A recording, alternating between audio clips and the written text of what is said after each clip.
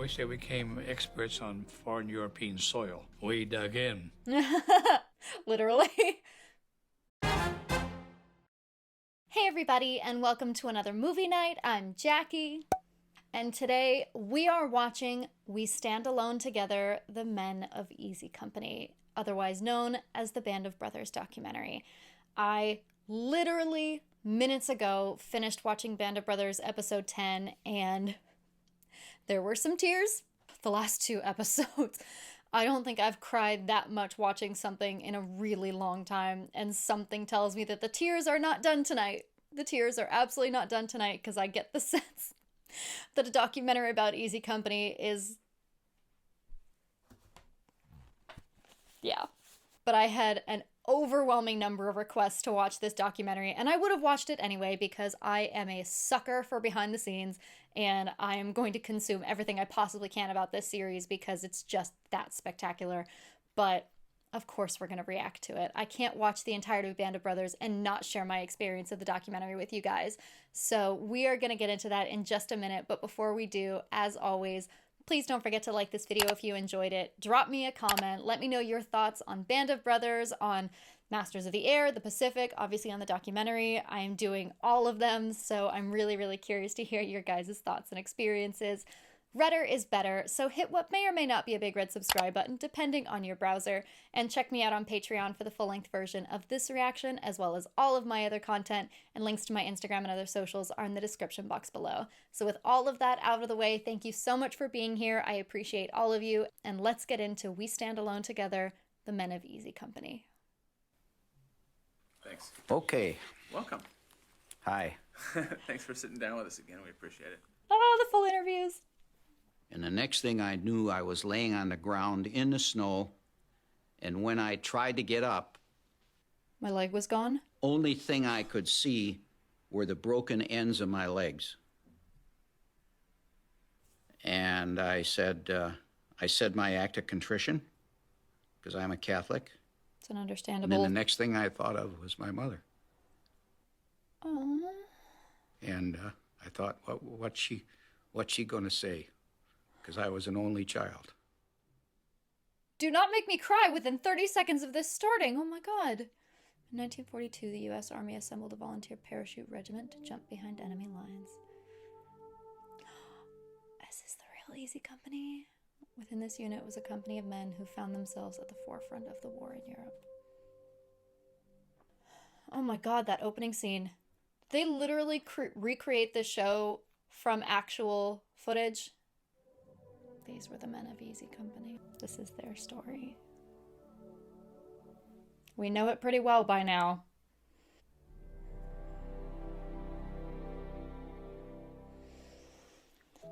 My name is C. Carwood Lipton. There's a work ethic that the Pennsylvania Dutch in this particular area are very proud of. I was married when I was 19 years old in 1941. I could not imagine being married at 19, personally. He said, hell, I don't want to go in no army. I said, well, you're going to have to go sooner or later. Yeah. Something was wrong with you if you weren't in the service. It was just what you had to do. Mm-hmm. Greatest generation. I wasn't going to be in the infantry. I was going to be in some top kind of a unit, or I wasn't going to be in the army. Go big or go home. Nobody forced you to do this. You volunteered. It was the notion you wanted to be with the best. It did not surprise me that that was Winters at the end of episode 10. Just the way that he talks. You know these people that you're in service with. You know those people better than you will ever know anybody in your life. Yeah. And that comes when you start your training, while that progresses. Mm-hmm. This film is confidential. Each man was like a heavyweight champ of the world boxer. Out of 100%, only 10% made it. I thought I was going to die. Jesus. There wasn't no holding back. You had to hang in there. You had to be tough. We marched 118 miles in 3 days. Jesus. And the men I trained with gave me the confidence to go into battle. You have to do it together. There's no other way. Some of them lost as much as 40 pounds but I didn't have nothing to lose. I weighed about 130. If I'd lost 40 pounds, I wouldn't have been big enough to stay. Had to climb this mountain called Currahee every morning. If you couldn't do it, why, you'd end up in another unit. Of course, the name Currahee, as I understand it, means we stand alone together. Did they actually film at Currahee? Because that looks like where they shot. And it didn't matter how hard they trained you and how tired you got, you would still go out on your own and run the mountain at night. Which was ridiculous because when you had to run it during the day, all you did was bitch and moan. Cream of the crop. Say it takes a special kind of person to be able to do that. I believe that the paratroopers of the 101st Airborne Division was as well trained as you could get a soldier to be. Yeah. There was a bunch of guys out there that already made their jump, and they was all hollering, "You're gonna be sorry," you know. The first jump you make is not all that bad. You don't know what you're doing. You don't know what you don't know. Thing you worried about most was your chute. Did you pack it right? Yeah. And you'd go through that, you'd pack it one day and jump the next day. You had all night to think about it. Oh my God, yeah. All kinds of ideas of what you might have done wrong. Or Oh my God. that worked out fine. Yeah. So we made 5 jumps in the 3rd week there, and then you were a qualified paratrooper. Got your wings pinned on. Oh my God. Oh, jump wings. Dust on your jump wings. We were thoroughly prepared, physically and mentally, and they were ready to jump. The way that he talks, the little bits I remember now, I noticed the way that he talks about the men as opposed to himself. As you pull out of harbor and you pass the Statue of Liberty, will I ever be coming back? I don't know. If this is real footage, then they reflected it spectacularly in the filming of the series. Got the orders to get on the planes. This is it.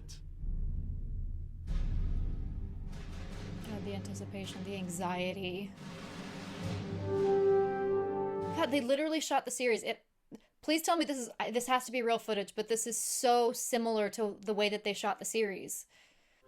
We were confident and calm. Mm-hmm. Had respect for that. Takes a huge amount of mental toughness. At the time, I had no feelings whatsoever. Like I said, my feelings was for my brother who was killed. Yeah. I swore I was going to kill every damn German I came across. And that's why I think they nicknamed me Wild Bill, because I did a lot of killing D-Day. Makes sense. And I saw the thousands of ships down there in the channel, and I think that's when I first realized how large the invasion was. Yeah. It's one thing to know it, it's another thing to see it. And that's when the fireworks started. July the 4th celebration, 10 times over. Jesus. You could see tracers all over the place. That's why everybody wanted to get out of the plane as fast as they could. Yeah. Well, you're a smaller target. There was a certain relief, I think, when the green light came on and everybody said, let's go. Because that's the part you're trained for. The opening shot from the prop blast, and it broke this chin strap that we had on. Oh, this clip was in the series, yeah. I looked to see if my parachute was open. You could see tracer bullets burning holes through the parachute. Jesus. And they told us that all you'll have to do, throw that leg out, prop blast will hit it, and you're gone. They were right. Only I was gone out and my leg was in. And Paul rolled me out. Paul Rogers rolled me out. I just helped him out. I just picked him up, threw him out, I guess. Whoever the machine gunner was down there that was concentrating on me apparently was not a very good shot. Thank goodness. And my chute fell across the power lines and I hit that fence and fell into a farmer's garden. And that fence had glass in the top of it and cut me up and everything. But that didn't bother me. Just running on adrenaline at that point. Probably didn't even feel it. Friend from Erie was in another plane. When I hit the ground, I hit about 2 feet away from him. Oh my God. From different planes. That's so crazy. And we were running into Germans everywhere, but we had to hide. You know, because if we didn't, we were no chance. Dead meat. Yeah, you're alone. And there I was with a trench knife and a canteen and about 6 candy bars in my pocket. Oh my God. Ready to fight the German army, you know. Oh my God. On those boats, those Germans had those big guns aimed right at them, you know, and just waiting on them. Oh, they had it tough. Yeah. They had it tough. I admire every one of them. That's an incredible thing to say. So much respect. Oh, Break Court Man. That's right. That was episode 2. We were been trained from special assaults and whatnot, special assignments, but they weren't aware of Malarkey! Winters was an exceptional leader. Yeah. And he was able to size up combat situations, decide quickly and correctly the best way to take care of whatever the problem was. Tactician. It's incredible. Then I saw an arm I didn't even see. The man was in a camouflage tent, and I didn't even see him. And I was trying to scuttle my way out of the way of it, and it went off. And I felt like it blowed my butt over my head. Huh? He hollers, "I'm sorry, Lieutenant. I goofed." I felt like I kind of let him down, but when you think of a guy who is that dedicated that he apologizes for getting hit, but that's the kind of guy he was, and that's the kind each one of them was. And maybe if I had been harder, if I had done a little bit better job, there would have been a couple more men going home. I don't think you physically could have done more, Winters. As the parachute, we got that done in Edinburgh, Scotland, 1944. Me and Johnny Martin. Drunk as a skunk. Well, Garnier and I decided we'd go to get a tattoo. We didn't figure we had a chance to come home.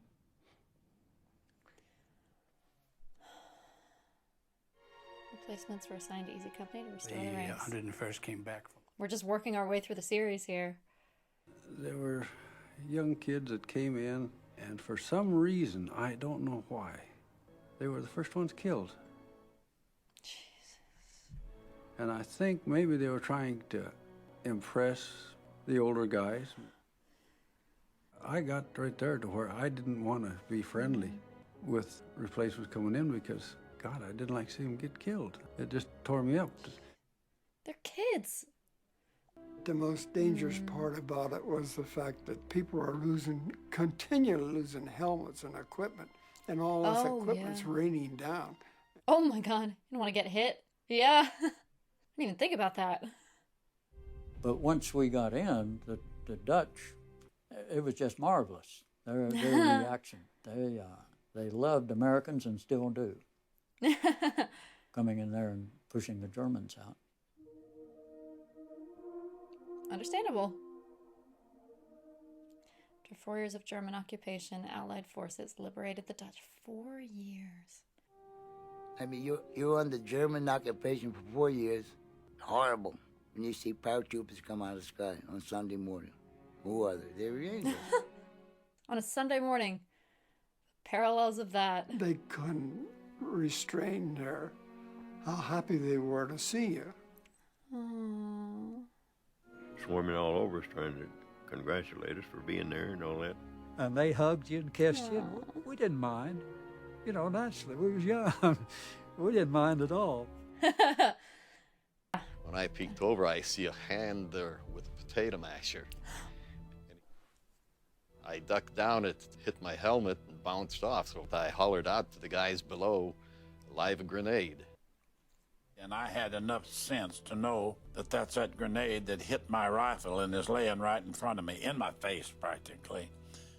Oh my God. I know I'd have either had my head blown off or I would have definitely been blinded. My God. So the doctor that counted the holes in me down at Nijmegen. Jesus, counted the holes in me. What a way to said say it was that. 32. Holy shit. Jim Campbell might be alive today. If he hadn't have said to me, Efren, you stay here with your gun. And I never, I sleep on it, I eat on it,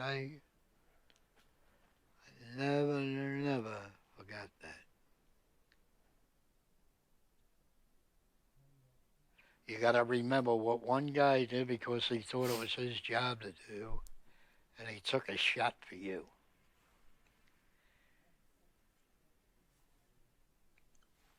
I can't even imagine the survivor's guilt. You didn't realize at that point that you're only going to be off the line for a few days and you're going to be facing Bastogne. Oh my God. We're up to Bastogne already? Jesus. December 16th, 1944.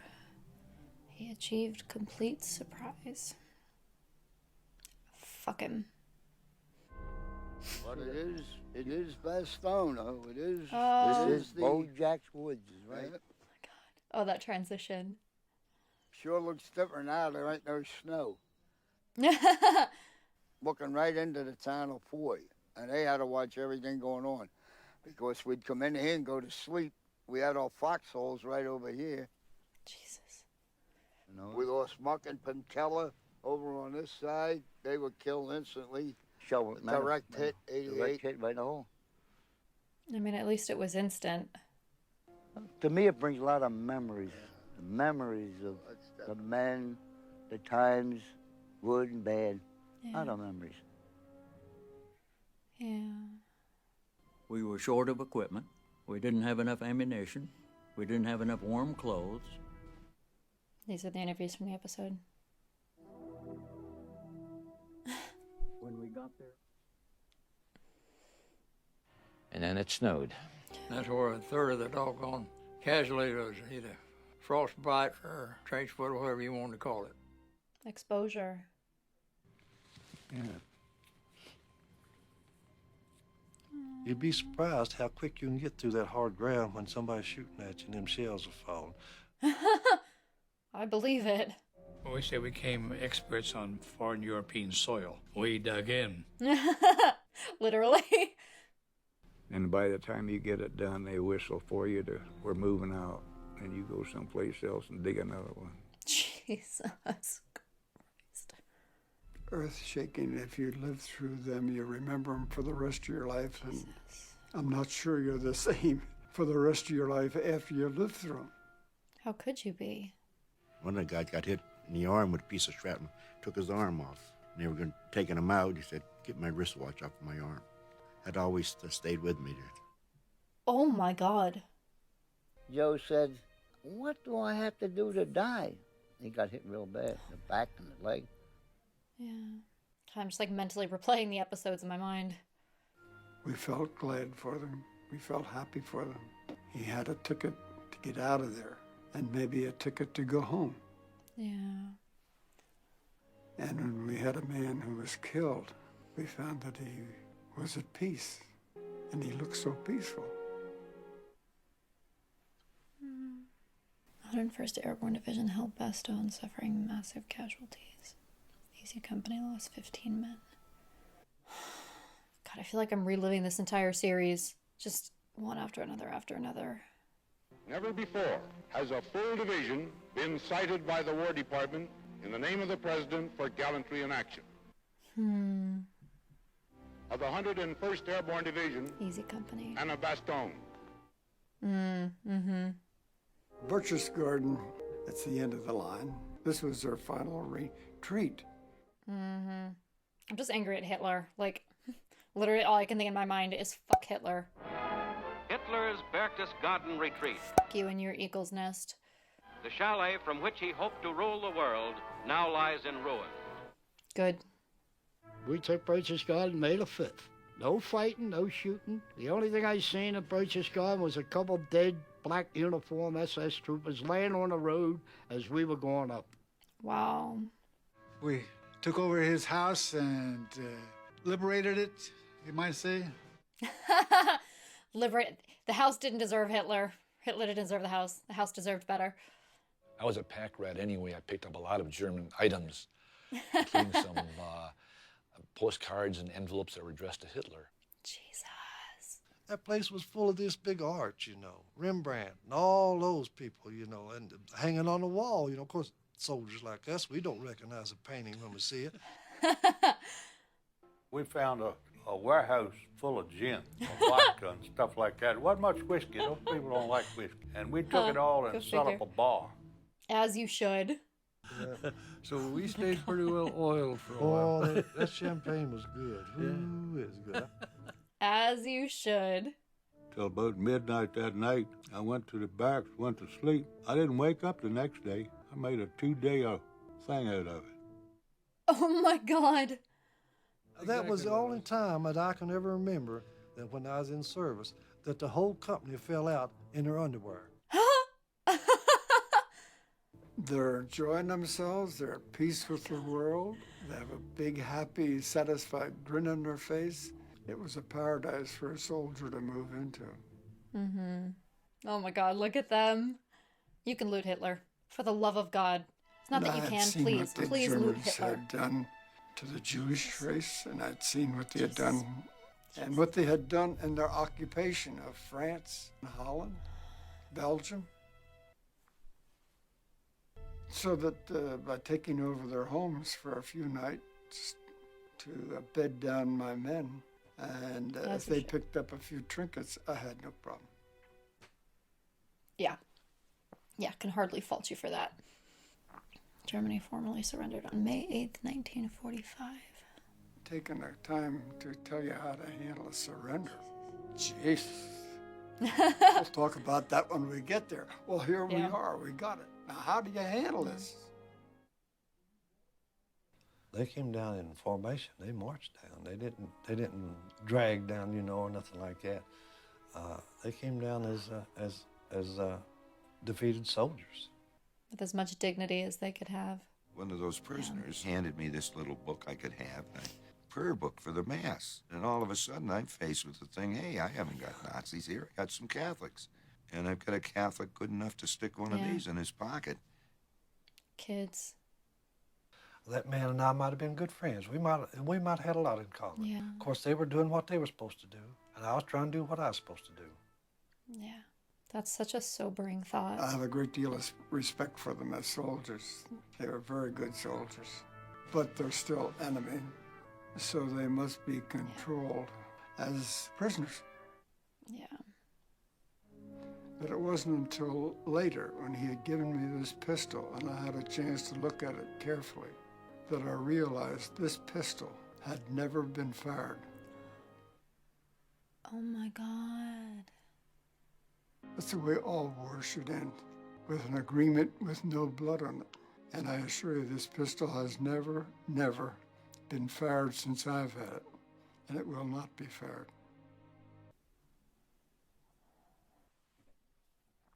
Okay, that got me.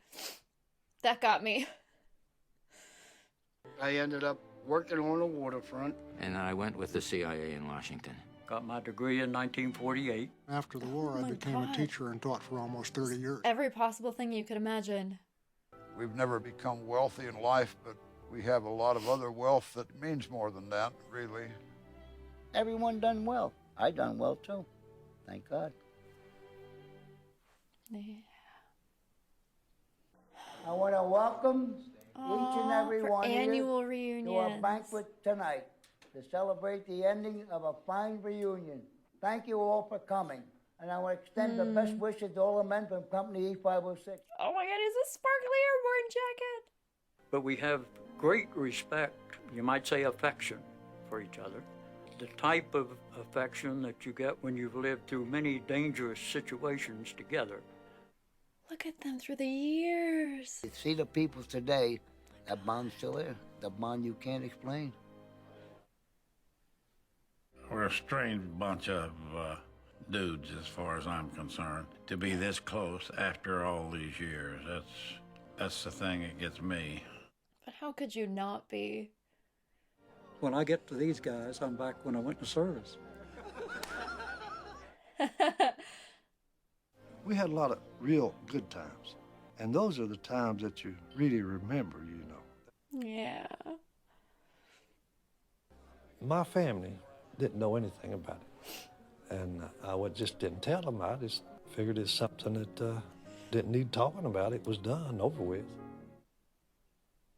We didn't know Shifty the way the men know Shifty. So, but he started talking about it just in the last 5 or 6 years. It was like that was another life. Wow. I mean, it was. We travel a lot, and we've been to France and to that cemetery. These weren't just anonymous statistics. These were people that I knew. And I told my daughter, I said, this guy here died at age 19 or 20. A whole life, never lived. When I went there, I said, Dad, my gosh, Dad, you were so lucky. And he looked at me and he said, yeah, I'm very lucky. And he started crying. Yeah. Knowing you're going to die, or thinking you're going to die, or seeing people dying all around you.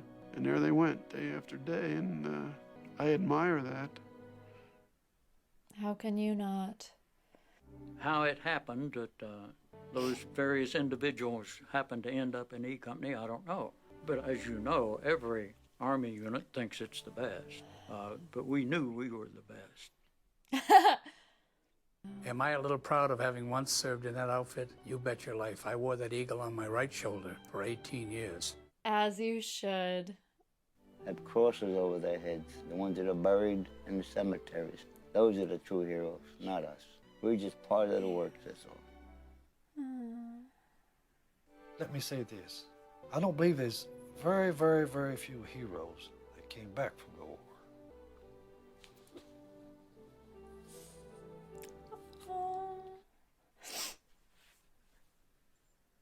Grandpa, were you a hero in the war?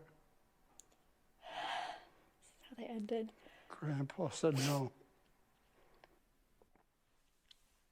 But I served in a company of heroes. God, I just watched this like an hour ago. Oh my God, this is the second time I've seen this in an hour. Garnier, you're Italian. You don't know this song. Garnier could sing it better than he did. Bridget O'Flynn. Sure, your story and your shoes are mighty thin. If you Your story and your shoes are mighty thin. That owns a canoe. Oh my goodness. You only needed a sissel of beer. 2 beers you were drunk because you were in great physical condition. You were too peaked, and 2 beers you were high as Georgia Pine, Yeah, that's so funny. Huh. That was cool. That was a really neat retrospective through, literally, like as they're talking, my mind is just going back through this series and remembering these scenes and the names, and I'm thinking of the actors that played them. And this wasn't exactly what I was expecting. I didn't realize this was basically going to be the extended interviews. I mean, it makes sense. It fits perfectly. I wonder if I would imagine a lot of these men might have gone to the premiere of Band of Brothers or were involved in some way. I'd be fascinated to see pictures of the cast next to the men that they played. And yeah, this wasn't a chatty reaction. This was very much just a, wow, these are the real men. And I don't know, there's just a weight to that. I have to say, Winters is definitely Winters. There's just, I spent this entire time, I was trying to think of the word to describe it, because it's not gravitas, it's not, there's something about him, and I can't think of the word, but it's just so interesting the way that his interviews stand out and the way that he talks about the men and the sort of reverence that he has. But the second I found out after episode 10 that that's who Winters was, and going back through these interviews and now watching him here, you can see it in him. You absolutely can. There's just this respect and this integrity. That's close. That's a closer word. There's just an integrity about him. Yeah, that's the word I'm going with because I don't have a better one. But this is cool. This was, there's not a whole lot I need to say about this. It just was really, really cool and really, really fascinating to go back and get to hear them talk about it and hear the little snippets that they used in the episodes. And I don't know, this felt like a celebration. And as heavy as the series was, and as heavy as it's meant to make you feel and as serious as it is, I don't know, the documentary felt like a celebration.